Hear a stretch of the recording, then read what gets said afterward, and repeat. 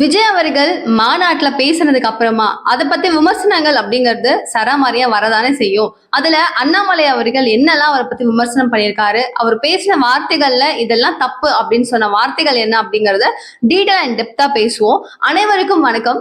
நீங்க பாத்துட்டு இருக்கிறது கல்கரி நியூஸ் அண்ட் நான் தீபிகா. நேற்று விஜய் அவர்கள் அவங்க பலவீனம் இவங்க பலவீனம் சொன்னாங்க. ஆனா வந்திருக்கக்கூடிய தொண்டர்கள் பொதுமக்கள் எல்லாம் என்ன எதிர்பார்த்தாங்கன்னா, நீங்க எப்படி பலம், நீங்க எப்படி மாற்று, நீங்க எப்படி வித்தியாசமான ஒரு கட்சி.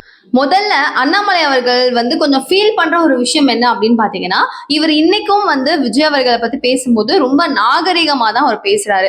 ஆனா தாவேகாவில விஜய் அவர்கள் பேசும்போது மோடி அவர்களையும் மிச்சம் இருக்கிற மத்த கட்சிகள் எல்லாத்தையுமே விமர்சனத்திற்குரிய ஒரு விஷயமா தான் மாத்துறாரு. இன்கேஸ் யோசிச்சு பாருங்களேன், ஃபர்ஸ்ட் டைம் அவர் பேசுறாரு மேடையில அப்படிங்கும் போது, மாநாடு பேசும்போது விக்ரவாணியில கூட அவர் பேசும்போது என்ன சொல்லியிருந்தாருன்னு ஞாபகம் இருக்கா? மீதம் இருக்கிற எந்த கட்சிகளையும் விமர்சனம் செய்ய வேண்டிய கடமை நம்மளுக்கு கிடையாது. மத்த அரசியல்வாதிகள் மாதிரி நம்ம பேச போறது இல்ல, நம்ம என்ன பண்ணுவோம் அப்படிங்கறத மட்டும் தான் பேசுவோம் அப்படிங்கறத தெளிவுபட விஜய் அவர்கள் சொல்லியிருந்தாரு. ஆனா அதை பண்ணாரா இணைய தேதியில அப்படின்னு கேட்டீங்கன்னா இல்லவே இல்லை. எப்பவுமே மத்த கட்சிகளை எப்படி விமர்சனம் பண்ணி நம்மளுடைய டெபாசிட்டை பார்க்க முடியும் அப்படிங்கிற மாதிரி விஜய் அவர்கள் ஸ்டார்ட் பண்ணிட்டாரு.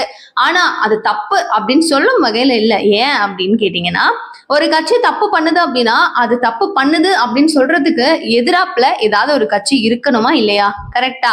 சோ அதுல ஒண்ணும் பெரிய தப்பு இல்லையா அப்படின்னு இப்ப பாஜக சைட்லயும் திமுக சைட்லயும் விஜய் நோக்கி வர கேள்விகளுக்கு பதில் தாவேகாவினர் கொடுத்துட்டு இருக்காங்க. சரி, இதுல அங்கிள் அப்படின்னு சொல்லிட்டு ஸ்டாலின் அவர்களை விமர்சனம் பண்ணியிருந்தாரு விஜய் அவர்கள். சோ உங்களுக்கு இந்த சத்தம் கேக்குதா, அவங்க கத்துறதெல்லாம் கேக்குதா, அவங்களுக்கு செய்யறேன்னு சொல்லிட்டு நீங்க செய்யாம விட்ட பல விஷயங்கள் பத்தி நீங்க செஞ்சிருக்கீங்களான்னு கேட்டா அவங்க இல்லங்கிறாங்களே, உங்களுக்கு கேக்குதா அப்படின்னு சொல்லிட்டு அங்கிள் அப்படின்னு சொல்லி அந்த வார்த்தையை அவர் விமர்சனம் பண்ணிக்கிட்டே இருந்தாரு. சோ இந்த விஷயத்த அண்ணாமலை அவர்கள் சொல்றது என்ன அப்படின்னு பாத்தீங்கன்னா, அரசியலுக்கு பல புதுமுகங்கள் வரணும், எல்லாருமே அரசியல் பண்ணணும் அப்படிங்கிறது என்னுடைய கருத்து. ஆனாலும் நீங்க பெரிய அளவுல விமர்சனம் பண்றீங்க, என்ன பேசணும் அப்படிங்கறது தெரிஞ்சு பேசுனீங்கன்னா நல்லா இருக்கும் அப்படிங்கிற ஒரு விஷயத்த முன்னாடி வைக்கிறாரு. அவர் மேல, அதாவது முதல்வர் ஸ்டாலின் மேல பல பேருக்கு நிறைய முரண்பாடுகள் இருக்கலாம், எனக்குமே நிறைய இருக்கு. ஆனா ஒரு பொது மேடையில எல்லாரையும் வச்சுக்கிட்டு பேசுறோம் அப்படிங்கும் போது மாமா அப்படிங்கிற வார்த்தையை வச்சு பேசினா நல்லா இருக்கா? அங்கிள் அப்படின்னு கூப்பிட்டு உச்சரிச்சு பேசுறது நல்லா இருக்கா? அப்ப யாரையுமே குறை சொல்ல மாட்டேன், எந்த கட்சியும் நான் குறை சொல்ல மாட்டேன் அப்படின்னு சொல்லி ஆரம்பிக்கிற நீங்க நாளடைவுல பாஜகவை குறை சொன்னீங்க அப்படின்னாதான் உங்களுக்கு டிக்கு கிடைக்குது. அடுத்து என்ன, இந்த கட்சி தப்பா பேசுறோமா ஓகே, கட்சித்தீவை பத்தி பேசுறோமா ஓகே அப்படின்னு டிக்கெல்லாம் வாங்கிட்டு இருக்கிறது அரசியல் களம் கிடையாது. முக்கியமா நீங்க இருக்க வேண்டியதும் உங்களுடைய செயல்பாடுகளும் வேற மாதிரி இருக்கணும் அப்படிங்கறத அண்ணாமலை அவர்கள் தெளிவுபட சொல்றாரு. முக்கியமான ஒரு விஷயம் இருக்குல்ல, தாய் மாமா மேட்ரு. அதுல அண்ணாமலை அவர்கள் கிட்ட கேட்கப்படுற ஒரு கேள்வி என்ன அப்படின்னா, சரி தாய் மாமாவா நான் இருக்கிற பெண்களுக்கு எல்லாம் இருக்கிற அக்கா தங்கச்சிகளுக்கு அண்ணன் தம்பியா நான் இருப்பேன் அப்படின்னு சொல்லியிருந்தாரு. அதை பத்தி உங்களுடைய கருத்து என்ன அப்படின்னு சொல்லி கேட்கிறாங்க. ஆனா எல்லாருக்குமே தாய் மாமா 50 வருஷமா தாய் மாமா எங்க காணாம போனாரு? எத்தனை சகோதரிகளுக்கு சீர் கிடைச்சது, எத்தனை சகோதரிகள் வீட்டுல விசேஷம் நடந்தது, அப்பெல்லாம் தாய் மாமா எங்க போனாரு?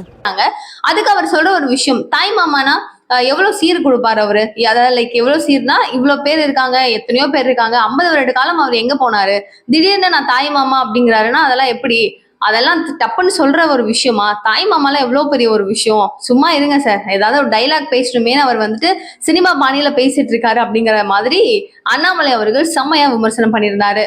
அண்ட் அகைன், தாமரை பூ அந்த இலை மேல தண்ணியே ஒட்டாது, தமிழக மக்கள் எங்கிருந்து ஒட்டுவாங்க அப்படின்னு சொல்லிட்டு விஜய் அவர்கள் ஒரு கேள்வி கேட்டிருந்தாரு. அதுக்கு அண்ணாமலை கொடுக்கிற தக் ரிப்ளை என்ன அப்படின்னா, அது எப்படி அவர் அப்படி சொல்லலாம்? ஆக்சுவலி தமிழிசை சவுந்தரராஜன் சொன்னது தாமரை பூவே தண்ணியில தான் உருவாகுது அப்படின்னாங்க. அதுல தமிழக மக்களுக்கு மட்டும் என்ன அவங்களுக்கு அப்படிங்கிற மாதிரி சொல்லியிருந்தாங்க. சோ அதே விஷயத்தை இவர்கிட்ட கேட்கும் போது 100%க்கு 18.5% ஓட் பாத்தீங்க அப்படின்னா பாஜகவுக்கு தமிழகம் சார்பில் விழுந்திருக்கு. அப்பனா தமிழ்நாட்டு மக்கள் தானே ஓட் போட்டிருக்காங்க. தண்ணியே ஒட்டாது தமிழக மக்கள் எங்க ஒட்டுவாங்க அப்படின்னு கேட்டீங்கன்னா, அந்த 18% மக்கள் யாரு? தமிழக மக்கள் தானே. என்னவாவது பேசணும் அப்படின்னு சொல்லி அவர் பேசக்கூடாது, டேட்டாவை கையில வச்சுக்கிட்டு பேசணும் அப்படின்னு சொல்லி செம்ம பல்ப பாஜக சார்பில் டிவி கேட்க அள்ளி கொடுத்துட்டு இருந்தாரு அண்ணாமலை. அடுத்ததா, பாஜக எந்த இடத்துலயுமே யாருக்குமே எதுவுமே செய்யக்கூடாதுன்னு நினைச்சது கிடையாது. தமிழகத்துக்கு மட்டுமே எக்கச்சக்கமான நிதிகளை கொடுத்துருக்காங்க, இன்னைய தேதி வரைக்கும் கொடுத்துக்கிட்டு தான் இருக்காங்க. இதுல நீ செய்யல நான் செய்யல அப்படின்னு பேச்சே கிடையாது. டேட்டாஸை தெளிவா ஒரு படிக்கணும். ஒரிசாவில ஜெயிக்கவே முடியாது, வாய்ப்பே கிடையாது அப்படின்னு சொல்லி பாஜகவுக்கு சான்ஸே இல்லைன்னு சொன்ன இடத்துலயுமே இன்னைக்கு பாஜக நின்னு ஜெயிச்சு காமிச்சிருக்கு. அதே மாதிரி தமிழகத்துல ஜெயிக்கவே முடியாதுன்னு நீங்க சொல்ல அந்த வெற்றி வாய்ப்பு அப்படிங்கிறது கன்ஃபார்மா எங்களுக்கு கிடைக்க தான் போகும். எல்லா கட்சிகளையுமே குறை சொல்ற வேலையை விட்டுட்டு நீங்க மக்களுக்காக என்ன பண்ண போறீங்க, உங்களுடைய அஜெண்டா என்ன அப்படிங்கறத தான் நீங்க சொல்லணும். இப்ப நெகட்டிவ் அப்படிங்கிறது எல்லா இடங்களிலும் இருக்கிற ஒரு விஷயம் தான் அப்படின்றத அண்ணாமலை சொல்றாரு. இப்ப தப்பு ரைட் அப்படின்னு எல்லாருமே எல்லா கட்சிகளும் செய்யற ஒரு விஷயம் தான். பட் எல்லாத்தையும் தாண்டி அந்த எல்லா தப்பையுமே நீங்க எப்படி சரி பண்ண போறீங்க, நீங்க எப்படி அவங்களுக்கு வந்து ஒரு நல்ல உணர்வை கொடுக்க போறீங்க, அவங்களுக்கு கைமாற நீங்க நல்ல விஷயம் பண்ண போறீங்க, அது எதன் மூலமா பண்ணுவீங்க, அதை தெளிவுபடுத்தி மக்களுக்கு இந்த விஜய் வந்தாரு அப்படின்னா இதை பண்ணுவாரு அப்படிங்கிற மாதிரி ஒரு நம்பிக்கையை நீங்க கொடுக்கணும்ல. அதை நீங்க எப்படி விதைப்பீங்க, அதை நீங்க என்ன செய்ய போறீங்கன்னு ஃபர்ஸ்ட் சொல்லுங்க. உங்களுக்கு கரெக்டான ஒரு டைம் லைன் பிளானர் ஒண்ணு வேணும். இந்த நேரத்துல இது பண்ணணும், இப்படி பேசணும், இதெல்லாம் கரெக்ட் அப்படின்னு சொல்லி உங்களுக்கு முதல்ல தெரியணும். எனக்கு வந்து ரொம்ப வருத்தமா இருக்கு அப்படிங்கிறாரு அண்ணாமலை. ஏன்னா திடீர்னு இப்படி சொல்றாரு அப்படின்னு பார்த்தா, எனக்கு இப்பயுமே சொல்றேன், விஜய் அவர்கள் அரசியலுக்கு வந்தது, புதுமுகமா வர்றது எல்லாமே வரவேற்கக்கூடிய ஒரு விஷயம்தான். ஆனா படிக்கணும், நிறைய படிச்சா மட்டும்தான் டேட்டாஸ் எல்லாத்தையுமே கையில வச்சுக்கிட்டு பேச முடியும். கரெக்டான ஒரு ஸ்ட்ராட்டஜிக்கா இது நடந்திருக்கும் அப்படின்னா அது நடந்திருக்கும் அப்படின்னு லைக் யார மாதிரி அண்ணாமலை அவர்கள் மாதிரி இருக்கணும் அப்படின்னு சொல்லி சொல்றாரு. எதையுமே பட்டும் படாம பேசவே கூடாது. நல்லா படிச்சு சப்ஜெக்ட் அதாவது ஆதாரத்தோட பேசினா மட்டும்தான் இந்த களத்துல ஜெயிக்க முடியும் அப்படிங்கிறது ஒரு கூடுதல் அட்வைஸ் மாதிரி அண்ணாமலை அவர்கள் கொடுத்திருக்காருன்னு வச்சுக்கோங்களேன். அது மட்டும் இல்லாம அண்ணாமலை வந்து மூவிஸ்ல இருக்கிற காமெடியெல்லாம் கூட எடுத்து பேசியிருந்தாரு. வடிவேலு வந்து ஒரு படத்துல அதாவது ஆட்டோ டிரைவரா இருப்பாரு பாத்தீங்களா, இது வந்து குடிக்கிறதுக்கு முன்னாடி குடிக்கிறதுக்கு பின்னாடிங்கிற மாதிரி, அரசியல் வாழ்க்கைக்கு முன்னாடி அரசியல் வாழ்க்கைக்கு பின்னாடி அப்படிங்கிற மாதிரி திடுதிப்புன்னு வந்து கச்சத்தீவை மீட்டு கொடுங்க அப்படின்னா இது யாருடைய காலத்துல எப்படி போச்சு அப்படிங்கறது அவருக்கு தெரியுமா தெரியாதா? இன்ஃபேக்ட் 1972 அதாவது 1972 வருஷமே கச்சத்தீவை அவங்களுக்கு கொடுத்துட்டு கிட்டத்தட்ட 50 வருட காலம் ஆகுது.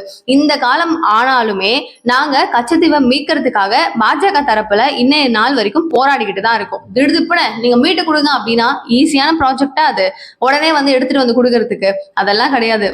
அதுவும் ஒண்ணு வந்து ஸ்ரீலங்கா நம்மளுடைய ஃப்ரெண்ட்ஷிப்பா இருக்கிற ஒரு நாடு, ஒரு அண்மை நாடுகள் எதிரிகள் நாடுகள் அப்படின்னு சொல்லி வரும்போது அவங்க கிட்ட எப்படி வந்து ஹேண்டில் பண்ணணும், ஒரு நண்பர்களா இருக்கிற நாடுகள் கிட்ட அவங்க கேட்கிற விஷயங்கள் அப்படின்னா அதை நம்ம கொடுத்துட்டு இதை நம்மளுக்கு வேணும் அப்படின்னா நம்ம வாங்கிக்கிட்டு அப்படின்னா நிறைய கிரிட்டேரியாஸ் இருக்கு.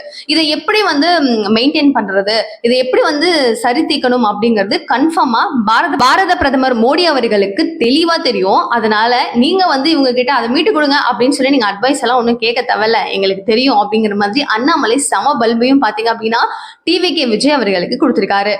வேண்டிய ஒரு விஷயம் இருக்கு. அருண் இருக்காரு பாத்தீங்களா, அந்த நிர்வாகி, அவர் வந்து சொல்லியிருந்தாரு ஒருத்தவங்க என்னவோ கண்டுபிடிக்கிறாங்க, ஆனா பாஜக வந்து மசூதிக்கு கீழே கோவில் இருக்கா அப்படிங்கறதான் கண்டுபிடிக்கிறாங்க அப்படின்ற மாதிரி ஆன்மீகத்தை குறி வச்சு பேசினாரு. சோ இதே விஷயம் வரும்போது இப்ப தாவேகா விஜய் அவர்கள் சொல்ற ஒரு விஷயம் என்ன தெரியுமா, எங்களுக்கான ஆதாரங்கள் நிறைய இருக்கு, எங்களுடைய தமிழர்களுடைய வரலாறு, எங்களுடைய மொத்த வரலாறையுமே நீங்க வந்து அழிக்கணும் அப்படின்னு சொல்லி நினைக்கிறீங்க, அதெல்லாம் நாங்க விட மாட்டோம் அப்படின்னு சொல்லிட்டு அவர் சொல்ற விஷயத்துக்கு இவர் கொஞ்சம் முரண்பாடான கருத்தை கொடுத்தது. இன்னும் கொஞ்சம் வந்து ஒரே இடத்துல ஒரே மாநாட்டுல பேசுறீங்க, ஒரு பக்கம் வந்து ப்ரொஜெக்ட் பண்றது பாஜகவுக்கு ஒரு பாசிட்டிவ் மாதிரியும் இருக்கு, இந்த பக்கம் நீங்களே வந்து நெகட்டிவ் ஸ்ப்ரெட் பண்ற மாதிரியும் இருக்கு. தெளிவா ரெண்டு பேரும் பேசி நெகட்டிவே ஸ்ப்ரெட் பண்ணணும் அப்படின்னு நினைச்சீங்கன்னா அதை பண்ணுங்க, இல்லையா பாசிட்டிவே பண்ணுங்க அப்படிங்கிற மாதிரி தான் பாஜகவினர் பல பேர் கருத்து தெரிவிச்சிட்டு இருக்காங்க. திமுகவுக்கும் தாவேகாவுக்கும் மட்டும்தான் போட்டி அப்படின்னு சொல்லி விஜய் அவர்கள் சொல்லியிருக்காரு அப்படின்னு சொல்லி அண்ணாமலை கிட்ட கேட்கும் போது மாநாட்டுக்கு எக்கச்சக்கமா செலவு பண்ணியிருக்காரு. அவ்வளவு செலவு பண்ணிருக்கிறவருக்கு அவருக்காச்சும் பெருசுன்னு தானே தோணும். அந்த நேரத்துல ஒரு டைலாக கூட நான் தான் பெருசு அப்படின்னு சொல்லி ஆக வேண்டிய ஒரு கட்டாயத்துல அவர் இருக்காரு. இதெல்லாம் ஒரு பெரிய விஷயமாலாம் எடுத்துக்கிட்டா எப்படின்னா, என்னுடைய கட்சிக்கு நான் தான் பெருசு, என் கட்சி தான் பெருசு அப்படின்னு நான் நினைப்பேன்.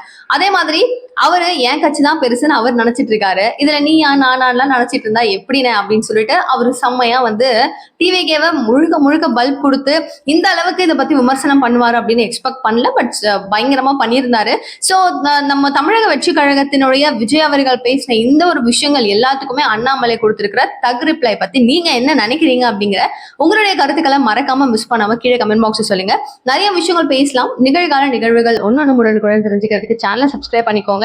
Thank you so much for watching this video. Bye.